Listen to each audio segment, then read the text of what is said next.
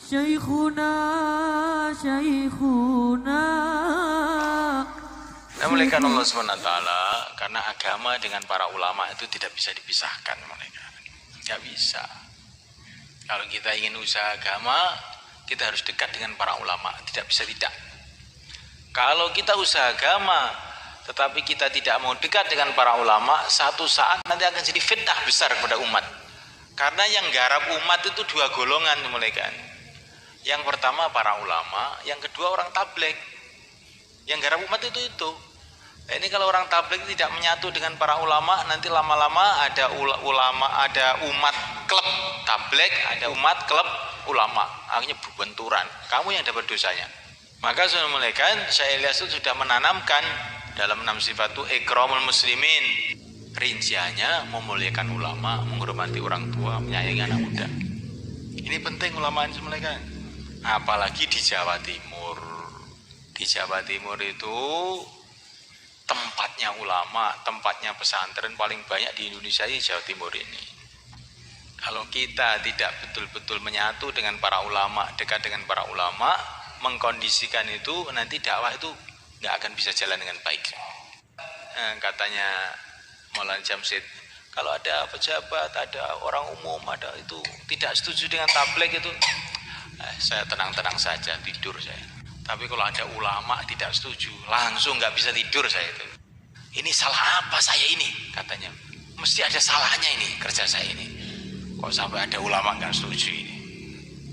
Di Maulana Jamsid itu lu ngajari begitu, kan? Bukan ini mesti ulama ini nggak benar, bukan begitu.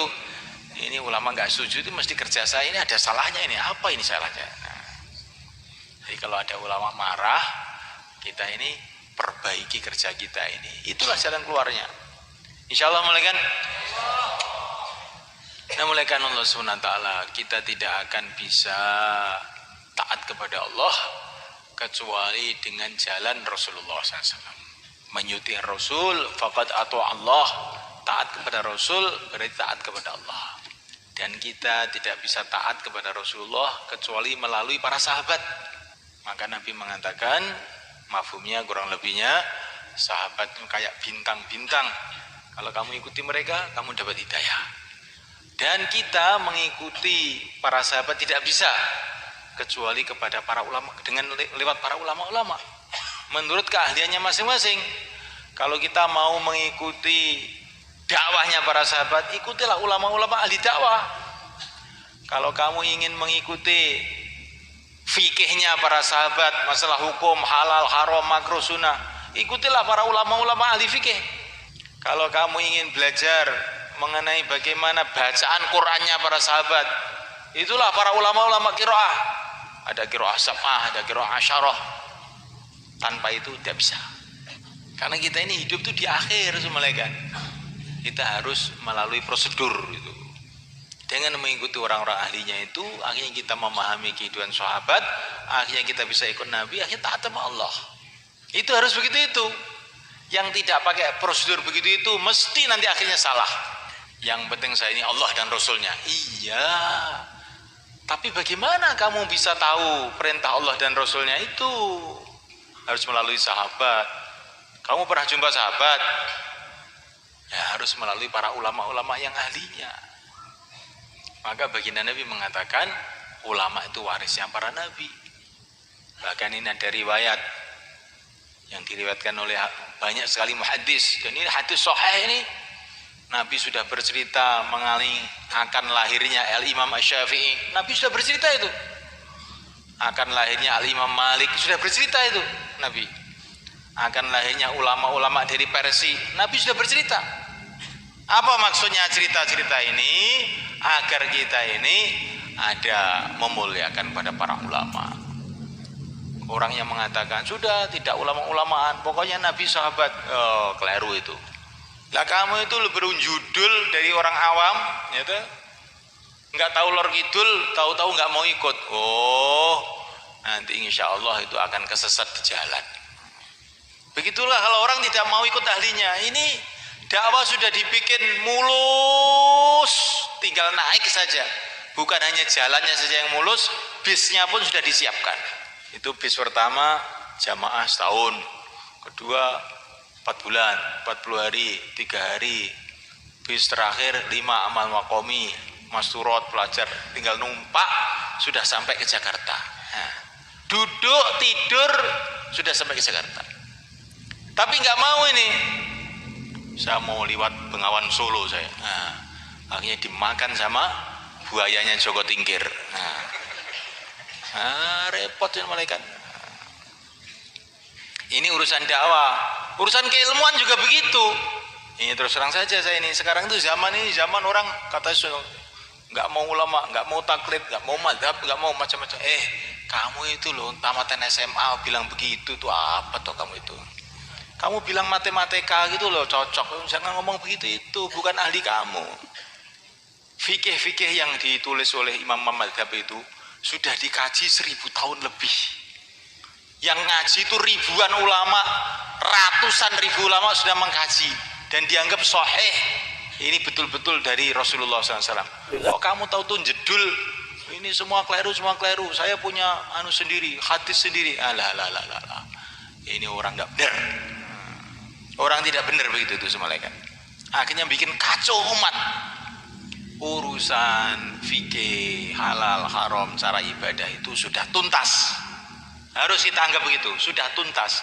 Dibahas 1000 tahun kok tidak tuntas. Masalah sholat dibahas 1000 tahun tidak tuntas. Kalau begitu siapa yang bisa sholat sekarang kalau begitu? Ada orang punya pikiran masalah sholat itu sudah dibahas ulama 1000 tahun belum tuntas. Dia mau bahas baru. Bagaimana itu? Alamat nggak bisa sholat ini nanti akhirnya. Urusan cara ibadah, urusan halal haram sudah tuntas, selesai.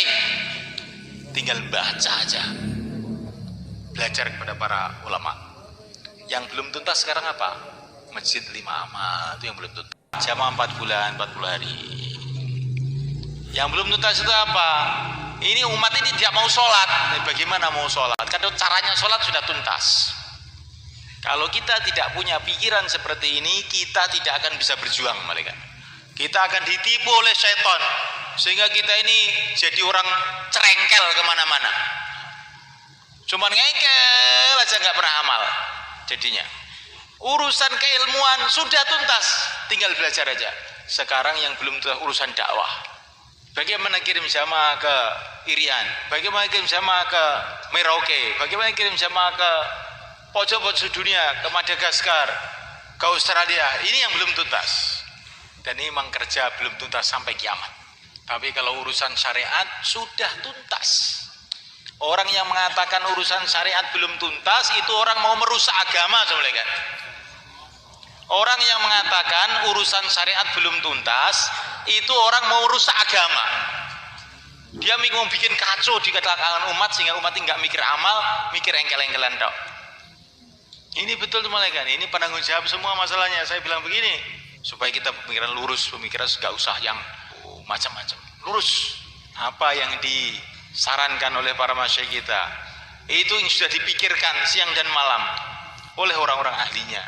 Itu kitab Fadilah Amal itu sudah dipikirkan oleh orang-orang ahlinya. Maulana Zakaria itu muhaddis besar, karangannya tersebar seluruh dunia. Bagi orang yang tahu hadis, sudah kamu baca, kamu renungi, kamu amalkan, insya Allah selamat dunia akhirat.